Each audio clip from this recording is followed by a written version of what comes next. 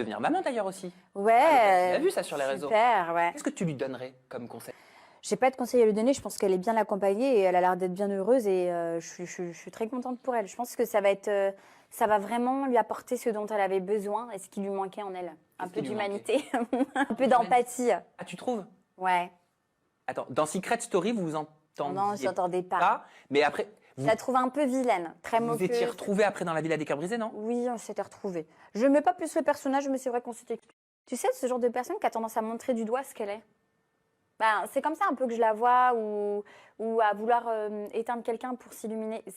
Et c'est peut-être parce que mon avis est biaisé à cause de l'aventure Secret Story qu'on a eue ensemble, où elle a fait merde sur merde avec moi. Et pour le coup, C'était en lien avec Marvin, non? De mémoire. Ouais, non, mais même avec moi, hein. Elle était odieuse, hein. Franchement, elle m'a victimisée. Elle s'est moquée de moi, de mon corps, de mon visage, que j'étais moche. Pourquoi 8 ans après, les gens parlent de toi? Il y a eu toute une vie entre-temps. Je déteste dénigrer les gens, je suis pas connue pour les histoires de clash sur les réseaux ou le buzz. Je m'en tape de tout le monde, en 8 ans il s'est passé tellement de choses, pourquoi parler de moi? En plus, ça parle d'humanité. Mais je suis la meuf la plus humaine et empathique au monde. Je pense toujours aux gens, à mon entourage, à mes amis, à mes abonnés. Enfin bref, ça me gave. Donc comme d'hab je vais laisser couler et pas répondre? Mais ça saoule car je demande rien à personne et ça parle de toi dans une interview à la con comme d'habitude. Bon, ça me met un petit peu mal à l'aise de revenir sur ce que j'ai dit dans l'interview de Samzira pour remettre les choses dans leur contexte. Effectivement, Samzira a reparlé donc de Secret Story, puisque c'est là où elle, moi et plein d'autres candidats se sont fait connaître. Effectivement, c'est une télé-réalité emblématique, Secret Story. Bon, vous savez un petit peu comment ça marche, les interviews. On parle de choses très importantes, on parle de choses voilà, qui ont du sens, et puis on parle un petit peu de légèreté, un peu du parcours de télé-réalité, etc. Quand on est issu de là, et ça va de soi, c'est normal, c'est le jeu. Et c'est pourquoi il m'a posé des questions sur absolument tous les candidats emblématiques de ma saison. Et j'ai répondu, je pense, pas de manière méchante. En tout cas, j'ai envoyé un message à Sarah. Elle s'est permise de dire sur son Instagram, d'insinuer que j'avais parlé d'elle pour faire du buzz sur son dos, ou encore de parler d'ingratitude, ou du fait que ce soit passé, etc.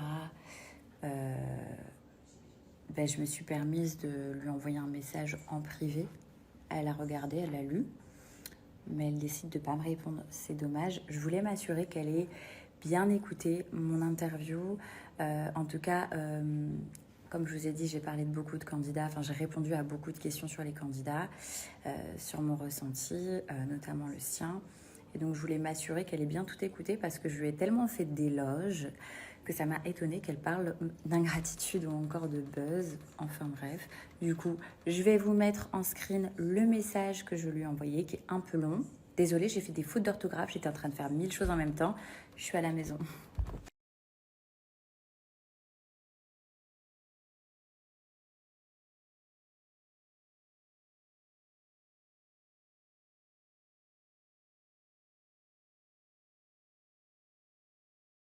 J'ai la sensation qu'il y a parfois des gens qui se complaisent un petit peu dans leur truc là de victimisation pour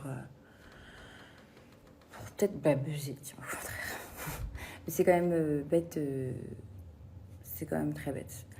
Par exemple, Bastos, j'ai dit, moi j'adore Bastos, j'adore le travail qu'il fait, il a un très beau parcours. Maintenant, c'est vrai que j'aime beaucoup moins ce qu'il fait ces derniers temps, ça n'empêche que je continue de le suivre et qu'il a un très beau parcours. J'ai bien dit de Julien Golen, bref, Julien qui était dans ma saison, que j'étais persuadée qu'à un moment donné, il était gay, et voilà, qu'au final, non, bref, aucune des personnes de qui j'ai parlé a mal pris, parce que les gens, enfin, rien n'est noir ou blanc. Et en plus de ça, c'est vrai que c'est une personne avec qui je n'ai eu aucune affinité. On a eu des explications, etc. Très sympathique, mais aucune affinité, et c'est normal.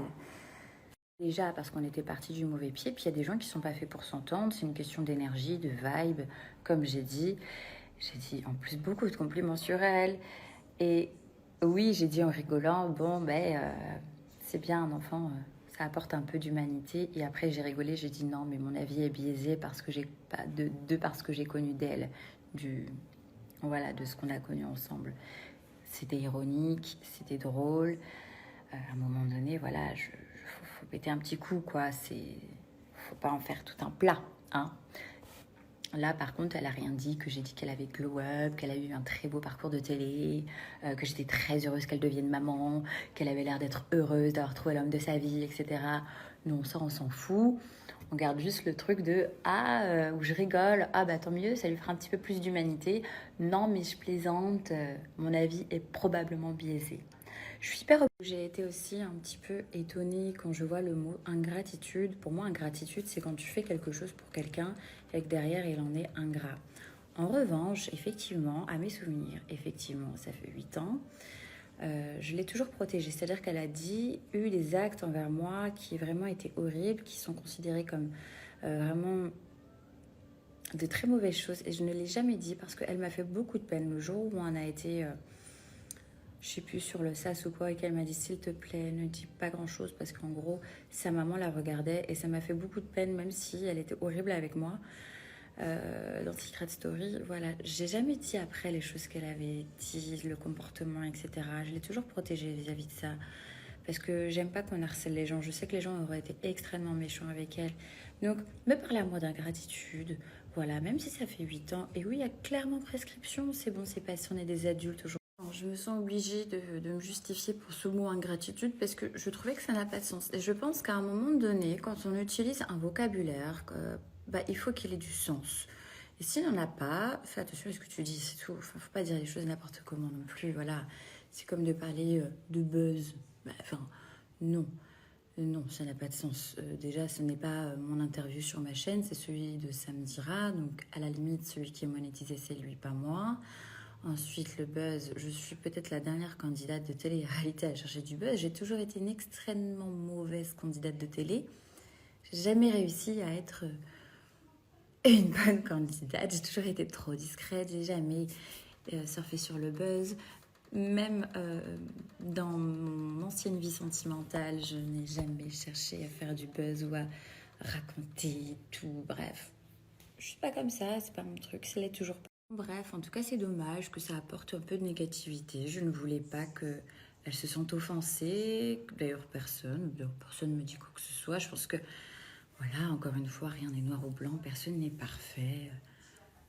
Quand on demande le ressenti sur quelqu'un... et moi, en plus, je suis objective. C'est-à-dire que je te dis, oui, je vais penser ci et ça d'elle, mais...